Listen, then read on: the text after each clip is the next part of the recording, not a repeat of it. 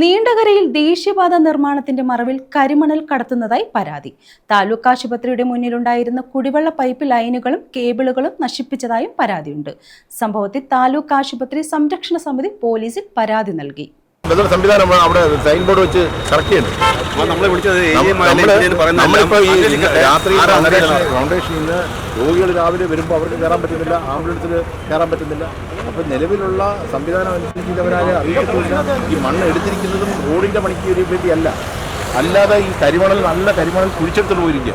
അപ്പം ഇവരിത് ഏക്കണ്ടായി, അവരെ ഏക്കണം, ആരാ എടുത്തെന്നറിയണം, അല്ലെങ്കിൽ ക്യാമറ നോക്കി ആരാണ് എടുത്തെന്ന് നോക്കണം. നൂറുകണക്കിന് രോഗികൾ വന്നു പോകുന്ന നീണ്ടകര താലൂക്ക് ആശുപത്രിയുടെ മുന്നിലാണ് യാതൊരു മുൻകരുതലും എടുക്കാതെ JCBയും ലോറിയും എത്തിച്ച് കരിമണൽ കടത്തുന്നത് എന്നാണ് പരാതി. കരിമണൽ കടത്തിയവർ ആശുപത്രിയിലേക്ക് വെള്ളമെത്തിച്ചിരുന്ന പൈപ്പ് ലൈനും കേബിളുകളും നശിപ്പിക്കുകയും ചെയ്തിട്ടുണ്ട്. ഇതേ തുടർന്ന് ആശുപത്രിയുടെ പ്രവർത്തനവും തടസ്സപ്പെട്ടു. കഴിഞ്ഞ രാത്രിയിൽ നടന്ന കരിമണൽ കടത്തിൽ ദേശീയപാത നിർമ്മാണ കമ്പനിക്ക് ബന്ധമില്ലെന്നാണ് അറിയാൻ കഴിഞ്ഞത്. ഈ സാഹചര്യത്തിൽ കുറ്റക്കാരെ കണ്ടെത്തി കർശനമായ നടപടി സ്വീകരിക്കണമെന്ന് താലൂക്ക് ആശുപത്രി സംരക്ഷണ സമിതി ആവശ്യപ്പെട്ടു. ആയിരക്കണക്കിന് രോഗികൾ ദൈനംദിനം വന്നു പോകുന്ന നീണ്ടകര താലൂക്ക് ആശുപത്രിയുടെ മുൻവശം ഇന്നലെ ഏകദേശം അർദ്ധരാത്രി 12 മണിയോടുകൂടി ദേശീയപാത അതോറിറ്റിയുടെ നിർമ്മാണ പ്രവർത്തനം എന്ന പേരിൽ അതിൻ്റെ മറവിൽ ഒരു പറ്റം ആൾക്കാർ വന്ന് കരിമണൽ കടത്തിക്കൊണ്ടുപോവുകയുണ്ടായി.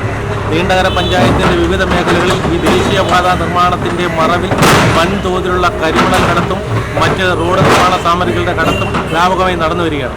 ഇന്നലെ രാത്രി ചെയ്തിട്ടുള്ളത് യാതൊരു മുൻകരുതലും എടുക്കാതെ, മറ്റൊരു വഴി പോലും ഒരുക്കാതെ നീണ്ടകര താലൂക്ക് ആശുപത്രിയിൽ ആയിരക്കണക്കിന് രോഗികൾ വന്നു പോകുന്ന താലൂക്ക് ആശുപത്രിയുടെ മുൻവശം ഒരു തരത്തിലുള്ള പ്രൊട്ടക്ഷനും ഒരുക്കാതെ അവർ വലിയ വ്യാപകമായി കുത്തിക്കുഴിച്ചു കൊണ്ടുപോവുകയും ആശുപത്രിയിലേക്കുള്ള കുടിവെള്ളം ഉൾപ്പെടെയുള്ള കേബിളുകൾ ഉൾപ്പെടെയുള്ള സാധന സാമഗ്രികൾ നശിപ്പിക്കുകയുണ്ടായി.